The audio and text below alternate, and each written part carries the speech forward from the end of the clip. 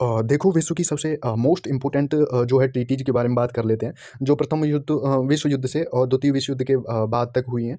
तो सबसे पहली ये वर्साई की संधि 1919 में हुई थी, जर्मनी के साथ हुई थी और यह प्रमुख संधि है क्योंकि जर्मन को युद्ध का दोषी घोषित किया गया था, माना गया था। भारी जुर्माना जो है जर्मनी पे लगाया गया था और जर्मनी की सेना को 1 लाख तक सीमित करने का इसमें फैसला किया गया और यहीं से राष्ट्र संघ की स्थापना हुई। देख लेना 1919 में ही राष्ट्र संघ की स्थापना हुई।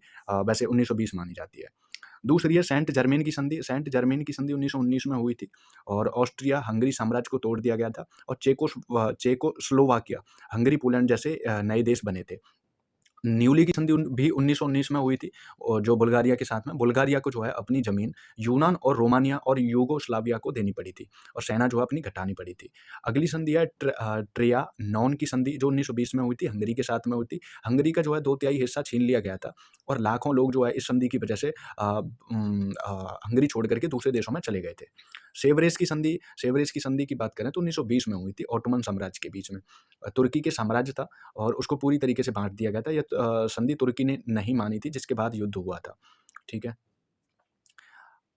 अगली जो है सबसे इम्पोर्टेंट है अटलांटिक चार्टर। अटलांटिक चार्टर 1941 में आया था।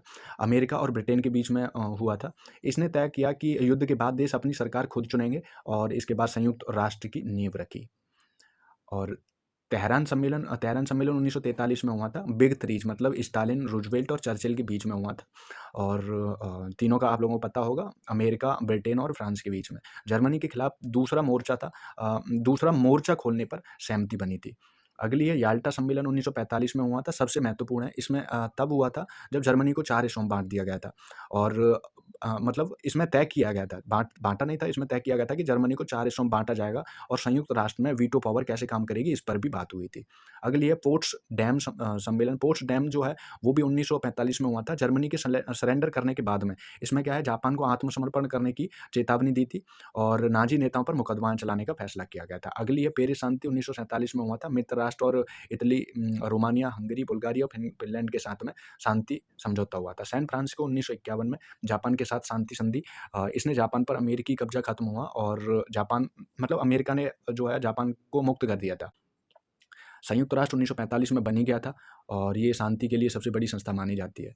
अब है थोड़ी-सी संधि इम्पोर्टेंट जो परमाणु हथियार नियंत्रण से संबंधित है, पीटीबीटी। पीटीबीटी को ही एलटीबीटी को बोला जाता है। इसको 1963 में किया गया था। इसमें फैसला लिया गया था कि हवा, पानी और अंतरिक्ष में परमाणु परीक्षण नहीं करेंगे।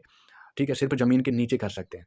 एनपीटी नॉन प्रोलिफरेशन ट्रीटी 1968 में हुई थी। ये दुनिया की सबसे बड़ी परमाणु संधि है। मकसद इसका जिनके पास परमाणु बम नहीं है, वे नहीं बनाएँगे। भारत ने साइन नहीं किया है और कई देशों ने नहीं किया था। सॉल्ट 1 और सॉल्ट 2 की बात करें तो 1972 में हुआ था और 1979 में सेकंड हुई थी। अमेरिका और यूएसएसआर के बीच में हुआ था। मिसाइलों की संख्या को जो है सीमित कर दिया गया था और इसको डिटेल में थोड़ा-सा पढ़ लेना क्योंकि साल्ट 2 जो है पूरी तरीके से लागू नहीं हो पाया था। साल्ट 1 हो गया था। साल्ट 2 में जो नेता हैं कार्टर प्लस गोरबाचेव, उनको एक बार देख लेना कि क्या नाम है। साल्ट 1 में जो है रीगन और गोरबाचेव है, उनको भी एक बार देख लेना। आईएनएफ संधि जो है 1987 में हुई थी और एक और मैं संधि बताऊँगा, साल्ट 1 और साल्ट 2 के आस-पास ही हुई थी। एंटी बैलिस्टिक मिसाइल जो कि 1972 में हुई थी, उसको भी याद कर रख लेना। अब है आईएनएफ संधि 1987 में हुई थी। रीगन और गोरबाचेव के बीच में हुई थी। पहली बार मध्यम दूरी की मिसाइलों को नष्ट करने की बात कही गई थी। मतलब बात हुई थी, सिर्फ़ कम नहीं। और स्टार्ट 1 की बात करें तो स्टार्ट 1 और स्टार्ट 2 और न्यू स्टार्ट ट्रीटी, ये 3 ट्रीटी हुई हैं। स्टार्ट 1 1991 में, स्टार्ट 2 जो है 1993 में और न्यू स्टार्ट ट्रीटी 2010 में है, वो हुई थी और 2010 से 2026 में ये खत्म हो जाएगी, है ना? अब हैं कुछ और समझौते जो इम्पोर्टेंट हैं। पहला है कैंप डेविड समझौता जो 1978 में हुआ था मिस्र और इजराइल के बीच में। बहुत महत्वपूर्ण है, इसको याद कर लेना, ठीक है? और डेटन समझौता 1995 में हुआ, बोस्निया वॉर के आसपास हुआ था। युगोस्लाविया के गृह युद्ध को खत्म किया गया और बोस्निया हर्जेगोविना में शांति स्थापित की गई। गुड फ्राइडे समझौता 1998 में किया गया था, उत्तरी आयरलैंड में किया गया था के साथ किया गया था। ब्रिटेन और आयरलैंड के विद्रोही जो थे उनके बीच में खूनी संघर्ष को खत्म किया गया था। अब्राहम अकॉर्ड, ये इंपॉर्टेंट है, इसको याद कर लेना, जो 2020 में हुआ था। अब्राहम अकॉर्ड, इसमें इजराइल और अरब देशों के बीच में हुआ था।